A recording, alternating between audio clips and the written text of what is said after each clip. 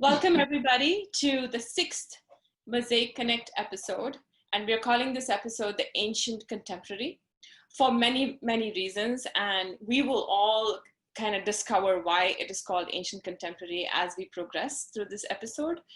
We have for you about 15 minutes of performance, followed by 15 minutes interspersed by about 10-15 minutes of recorded conversations. Let me take a step back and can actually talk through why we thought of coming up with this episode. So Charya, Niharika, Coleen, and I met at 2 different times in the last 3 weeks, I think, for a different festival. And we kind of went down memory lane talking about our collaborations. The intent of the call was to talk about art and how it's being created.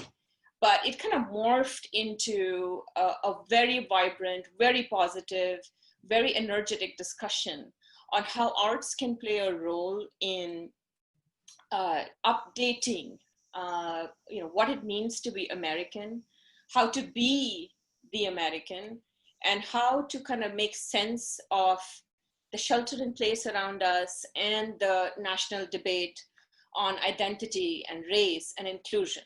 Right. And so, at Mosaic, when I came away with these discussions, we said, we must share this with our audiences and with each of your audiences, because it is so important during our times. So for those of you who don't know, Mosaic Silicon Valley creates deliberate intercultural programming that is always at the intersection of arts and history, culture and diversity, identity and inclusion. We will be talking about arts, the creation of it, the history of it, and how it connects us to the present, how arts plays a role in representing and informing society, and thereby how artists play a role in informing society, and how art can help heal and take us into the future, especially in these times when shelter in place has affected how we work and live, all of us across the world, and how the national debate in the US has raised questions on how we see ourselves and others. So without much more ado, let's have the artists and the panelists today introduce themselves in order of their performance. Coleen Lorenz. I am the artistic director of a Western contemporary dance company in San Mateo called New Ground Theater Dance Company. And we love to create storyline messages using contemporary form of dance styles. And I have someone with me. And Hi, I'm Nicole Lorenz, and I'm her daughter. And I've actually been a core company member now for 6 or 7 years and been dancing all my life and love modern dance. And we're together here tonight too because you'll see snippets of a duet that we had choreographed together. Hello, namaskar. My name is Niharika Mohanty. I am the founder director of Guru Shraddha, an institution in the Odissi Indian classical dance style. And I'm delighted to be here today. I have collaborated with Coleen before, and just a tiny experience with Charya also. And we are hoping on both fronts to be able to collaborate much more. So I'm delighted to have this opportunity once again to connect through the work of Mosaic Silicon Valley. And so many thanks to Priya and Usha. Hi, Jumrivsu. Hi, everyone. My name is Charya Burt. I am a classical Cambodian dancer, choreographer, teacher, and founder of Charya Burt Cambodian Dance. And my work mostly focusing on traditional Cambodian classical dance, but also injecting new life into the art form itself. And likewise, Niharika, I have met you, and I'm hoping to continue to work with you sometime in the near future. And thank you. So I've realized that I didn't introduce myself. I am Priya Das. I'm the creative director at Mosaic Silicon Valley. So first up, we have a wonderful trio of performances.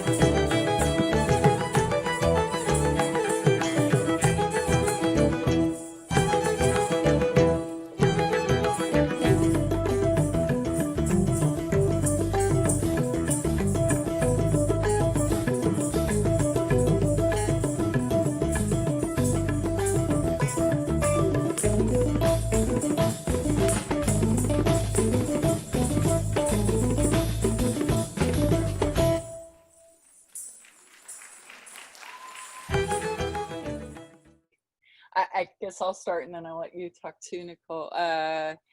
we just always wanted to try and do a piece together, especially for the company. And I'm getting older and older and saying, how many more years do I have to really dance full out? So we just started rehearsing, and we did not even know what the thread of connection was in terms of the story. And as we were building it, we kind of watched this chair arrive mid-stage, and me sitting in the chair. And then as time evolved, we started to look at it in terms of a lifeline, and the chair symbolizing time itself. And such a potent experience for me, because I was like, this is the most natural thing in the world we could ever be choreographing. So it just kind of kept unraveling from there. And go ahead, maybe you want to add. Yeah, I was giggling because every artist knows that when you put on a performance, there's always like a filler piece or maybe two. When you're trying to create a full production, we're like, we need another 2 or 3 minute piece in there to make this. So I think that's how it started. But it was really fun to make. And yeah, as we started creating it, I don't even think it had a theme until exactly that. You realize that, and we're very, like, I'm very close to my grandma, her mom, and that started being intermixed, I think, in the emotions and the feelings of the piece, and watching 3 generations age, but it's the same process together of that mother and daughter bond that you share. And then also, should I talk about the well, moment? yeah, absolutely, yeah. So when it was one, maybe we've done many renditions of this now, and it's adjusted every time and become, I think, better every time. And it was at one of the first performances where this woman came up to me after the show, and she grabbed me and she was like, "I love you forever," and that freaked me out because I was like, too. Well, who's this woman telling me she loves me? But then she's like, the book, I love you forever, I like you for always. If that rings a bell for anyone, it's this childhood book about a mother who rocks her son to bed every night, and she has a chant. She says, I love you forever, I like you for always, as long as I'm living, my baby you'll be.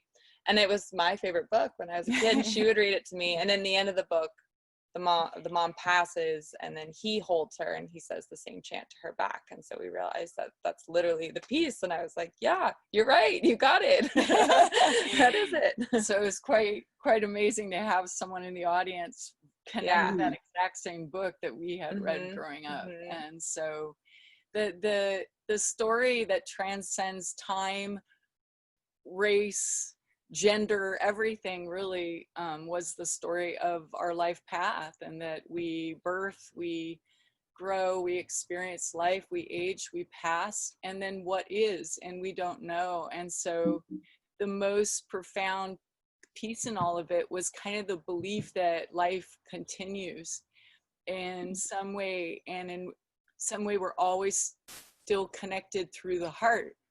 And so as we were working on the choreography, we didn't know how the piece was going to end, and then it ended for us. It showed us, and I won't say she, Nicole, you were sitting in the chair, and we improvised a lot. And so going through the gut emotion of losing someone in life, because the story had gone that far, and as she was going through the feelings in the chair, I felt her on the floor, and I wanted to get back up, and I did. I just came back to life and came back around her, and was still saying to her, even though I couldn't physically anymore, it was more, I'm with you, I'm there, we haven't left each other. And we both started crying, we both started bawling, and knew that was the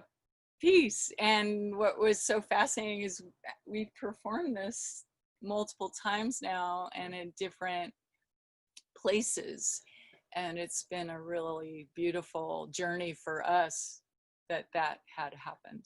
So I know that I've been moved to tears every time I watched it, and I watched it now 5, 6 times. And especially when I was editing the video, there were times when I would just fast forward it because I was like, I can't actually pay attention. I'm going to be drawn in. Niharika, you on the other hand, there is so much detail into that 20 minutes or an hour or even 2 hours it takes for a mother to put a child to sleep. First of all, I wanted to say, Coleen and Nicole, that was a very moving piece. It, you really feel it. And I think, you know, whatever role you have in that, whether you're a mother or a child, it doesn't matter. It's a very emotional bond. So very, very moved by that. So I think my sunlight is, changing right now as it's going down. So I'm just adjusting a little bit. So first of all, the first piece that I did was a Pallavi called Behag Pallavi. And in Behag Pallavi, you especially see my legendary guru, Odissi guru, Guru Keruchand Mahapatra's very unique choreography brought into this dance. So you see some very interesting movements of which are different from other dances, but it does definitely bring out the technique of Odissi.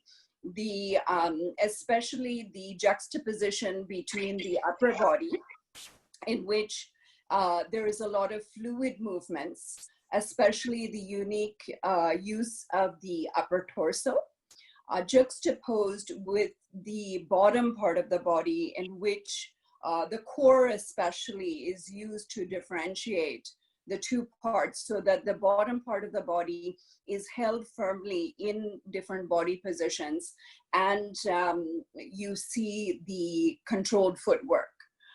So this is, in some sense, you can see this also has a similarity with ballet for those people who practice ballet, because the upper body being very fluid, juxtaposed with a lower body that's really held very firmly with a lot of footwork.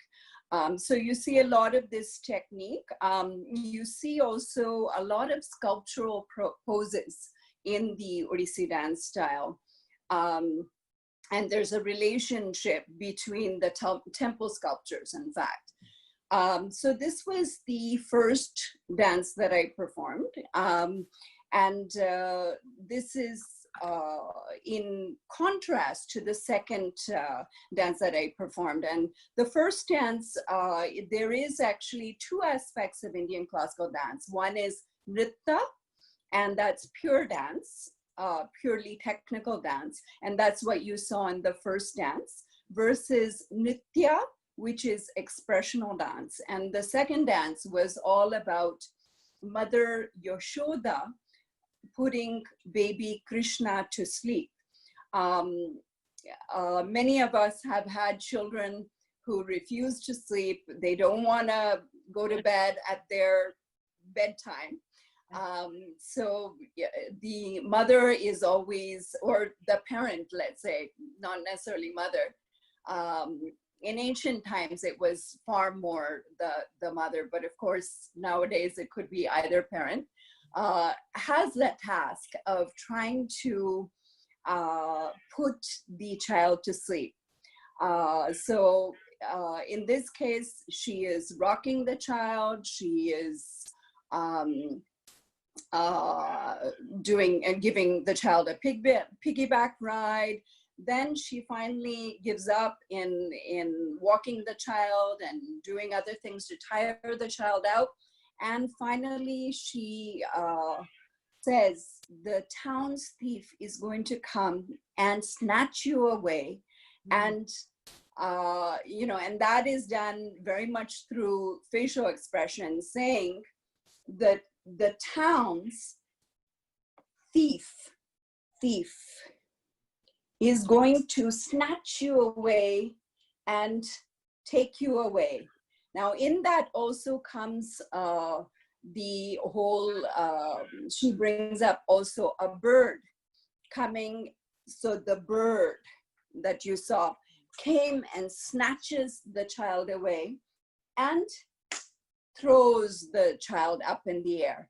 So there's a lot of facial expressions in Indian classical dance, which really brings out the storylines. Facial expressions, eye movements. There are, the eye movements are very, very essential to master the facial expressions and the the hand gestures. The complex language of mime is what is necessary to know before you try to do what is called an abhinaya. And this is an abhinaya or example of nritya. To Charya, could you come on video now? I'd love for you to introduce the piece that we will be watching. Yes, so the piece you going to watch is called Heavenly Garden, and this piece is based on pure classical Cambodian dance piece, but I incorporate live singing and spoken word into the piece, and it's about a princess journey through this beautiful garden with her maid, and you know, as she journeyed through these beautiful flowers, she noticed different flower of aromas, you know, from different kinds of flowers, and so this is a dance piece that I'm focusing on just pure beauty.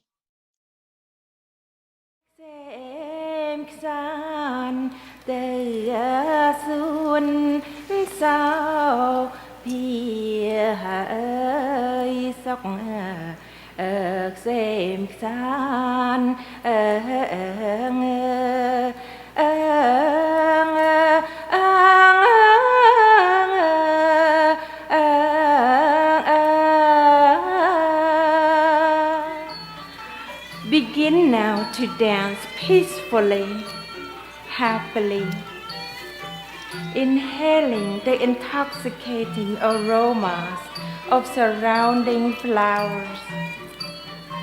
Let us capture this majestic moment.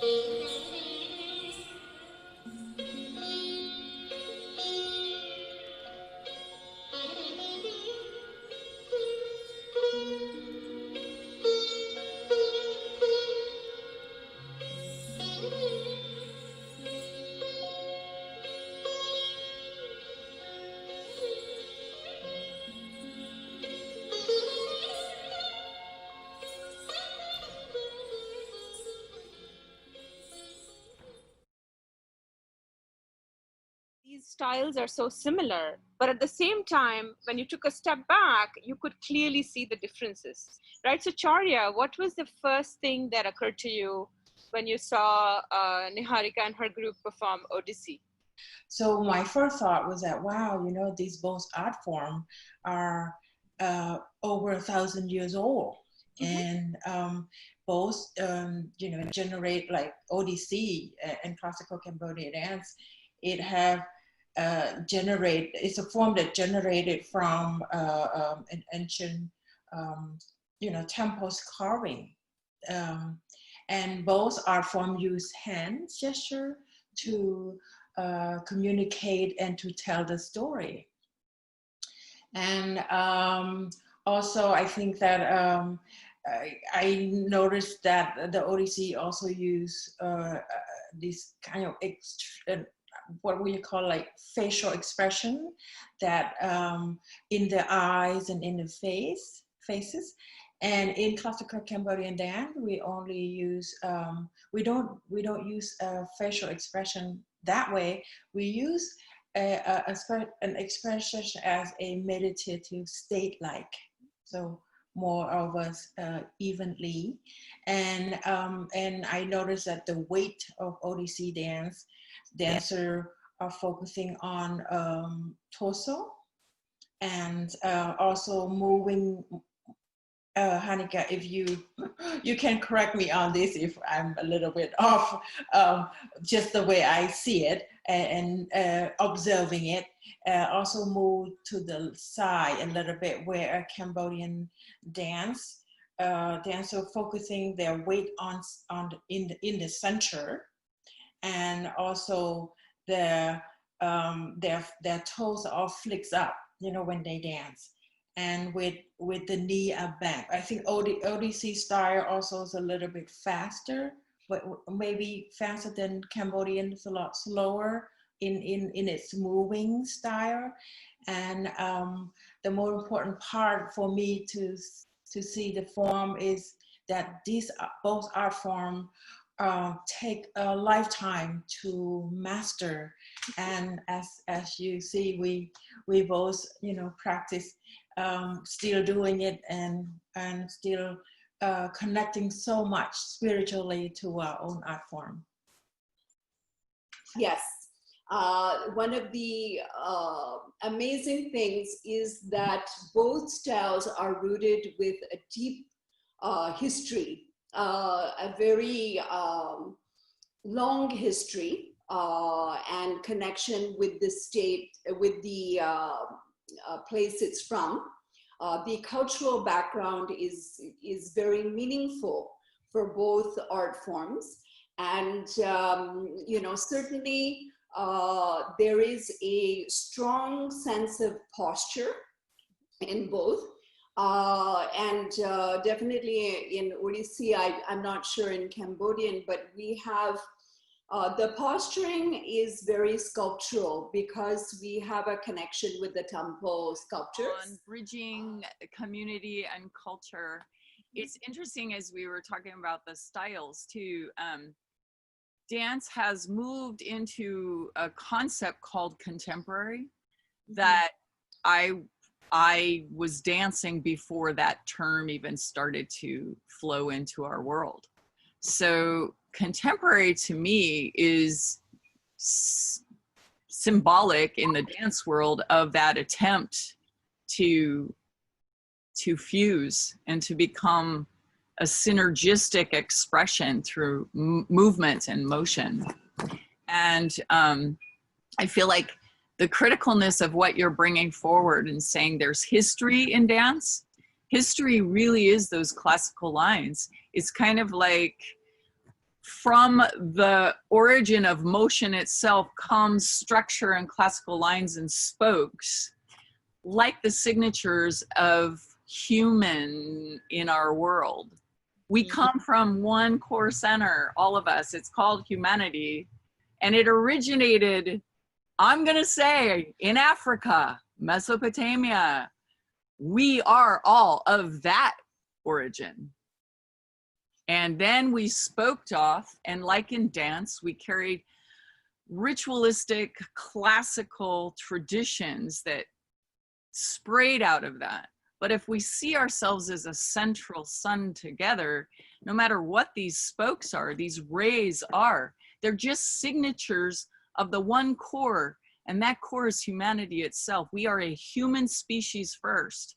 So the beauty of dance and ritual, to be the rays of that expression, and then you guys as Mosaic supporting how those rays blend and flow as the central sun, is what our world needs today. That's what makes art an agent of change for human beings. Coleen, I loved what you just said. It's so beautiful because, you know, it's like there is an ultimate truth. And, you know, and I think that that is something that we all need to realize, is that ultimately we are one. You know, it's not, and we stem from the same roots. And you are correct about the arts and how the arts play that role. More than ever, it's an expression of who we are. And ultimately, when we have done programs together, you start to realize that, well, we are really so much more the same. I think the arts are able to beautifully express in a way that's far more apparent. I think it's really important for arts to play a role at a very young age. And it's so true with children. Children are taught racism. Mm-hmm. Children are taught diversity. They don't see it. They only see human.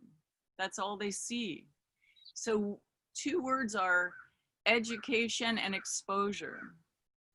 What are children educated about and what are they exposed to? That's what creates whatever it creates. And it happens within the first, 6 years even of life. Yeah. And I so appreciated you stating that, because it's such a profound truth that when a child is born, they don't know segregation. They don't know the wall. They don't know I'm different from you.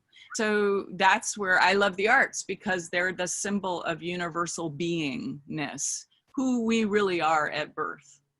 And nothing transcends that better than art. I totally agree with you, how we with an idea that we all have to celebrate each other, and through art, because I do think that arts enriches our life, and arts can provide us with this artistic model that is inclusive. And I think for a cultural-based artist like us, arts can provide us, can provide us with this dignity, with cultural identity, and pride, and to those, in the community. And arts allow us to, like you said, Hanika, you talk about grace, to create beauty, art allow us to create beauty and appreciate each other in this, global world that we want to make the world smaller and, reach to each other. And I think that's why I do agree that art has played an important role in our society.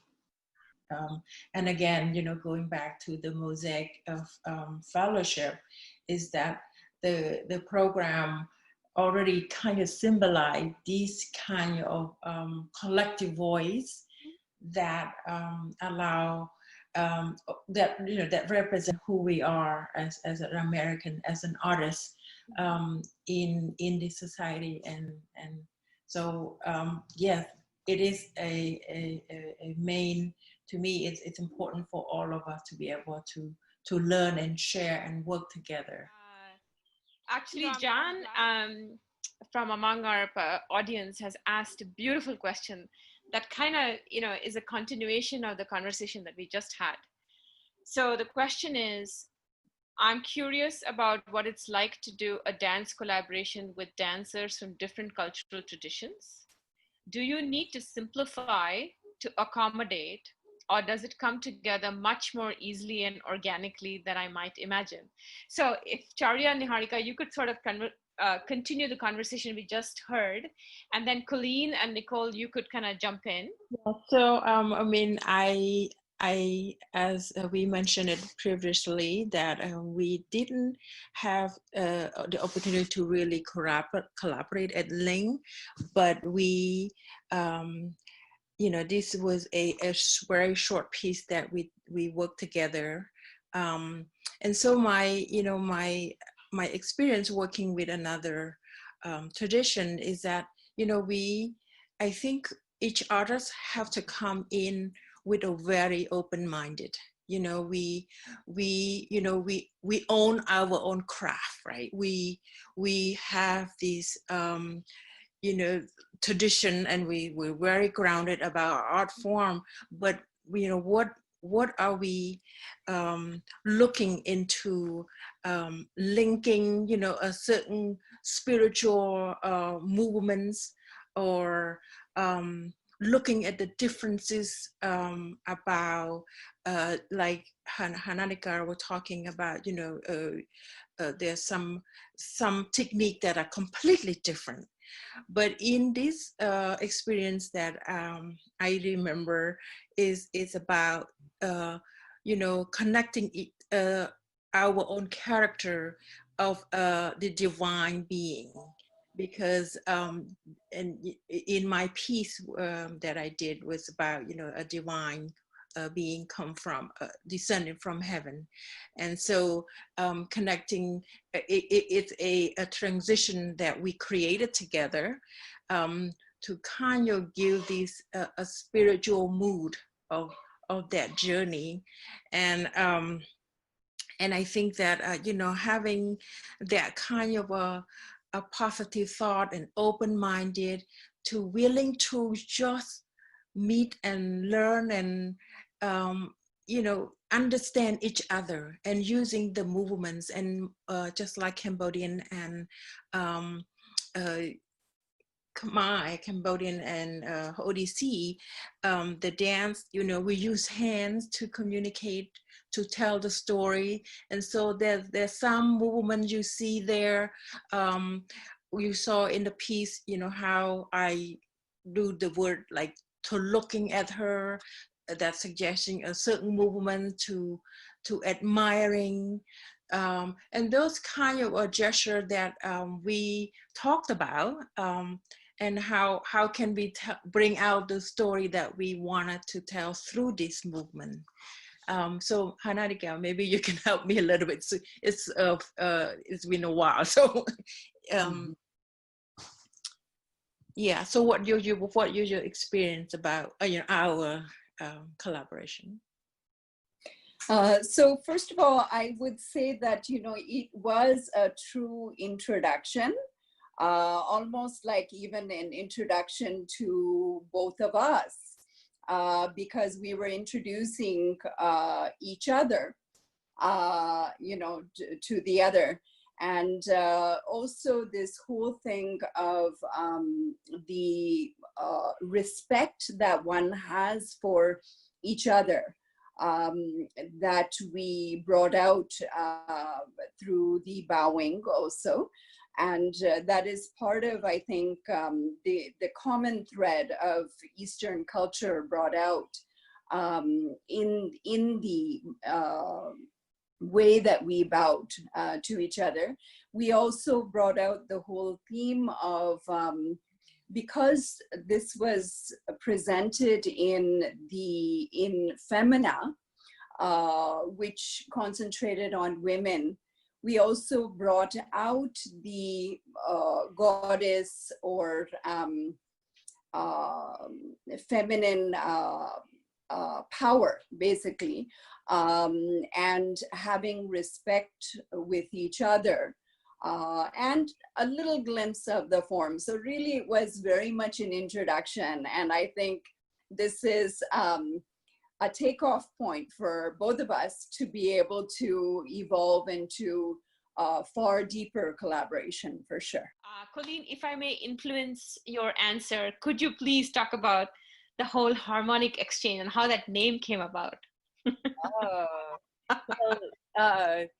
Niharika, I am so grateful to. When we first met, it was just such a beautiful exchange of energy and philosophy of living. I think right away, Niharika, you fostered this beautiful place of trust and safety where we could improvise and develop and grow. And I just want to honor you in that, because I feel like for any of us trying to foster harmonic exchange or growing together, that safety and trust is so critical. And the warmth of that right away allowed me to go, I think we can try out anything here and it's gonna work out, and maybe you feel the same, Niharika, but that we did. We tried out lots of things, and I want to say we brought this up once before, but I wanted to discover the detail and the nuances in expression and movement, and sometimes it was like, no, that's not working. That's just not working on my side. It was like, no, scratch that. And so it was such a joyful improvisational collaboration. And it really was the improvisation itself that led to the title, right? Yeah. Yes. I wanted to say, actually, the title for that did come after. So it was the experience that led to the title, and Coleen just really perfectly nailed it with her title. And it came after we had already had the exchange, I think. And it was just, the piece became somewhat more of I think a connection that we already were feeling, which was expressed through the piece. And I think that that's what made it a lot of fun. And it really came alive through that, for sure.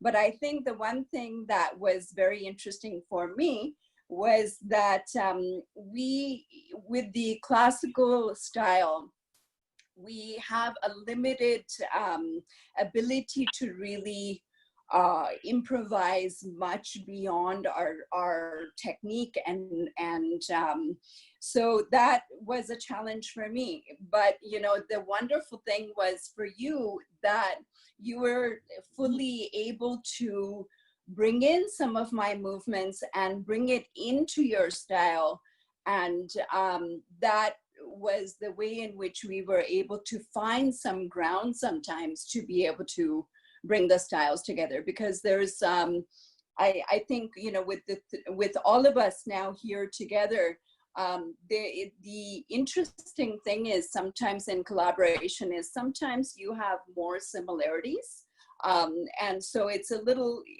easier to find the common ground, and sometimes it is more challenging. But in both ways, it's equally beautiful. The whole process is equally beautiful. But you know, the collaboration, no matter what, the ultimate thing that one learns is about each other, and also sometimes about one's own art form when juxtaposed with another art form. And you know, what are the ways that one can express about one's own art form in juxtaposition so that it's understood even better. So it was beautiful, the whole process, the whole experience in both cases, very, very, you know, wonderful. And from our side, from the side of the producers, right, we deliberately invite artists and have them collide and commingle, because we want to find an answer to the isolation that and the segregation that every community, no matter how you define it, along racial lines, along, you know, artists are different from technologists, right? There are so many things that divide us. So we actually look at the canvas and we say, we now need to kind of bring artists together. If you're liking what you're seeing, please do follow us and like our page, Mosaic Silicon Valley, on Facebook. So I would love to take like a few seconds now to give all of you a chance to send in your questions. We have a comment from Chris, and she says, the beauty and expression present in all the dances is wonderful. I hope you guys have, all of you have in the audience have enjoyed this. Again, if you like what you see and what you saw, please make it a point to follow us. We will be bringing such thought-provoking and beautiful presentations to you that connect arts and culture, community, diversity, with the ultimate goal of bringing inclusion. Would love to hear from you, and thank you so much for being with us today. Bye.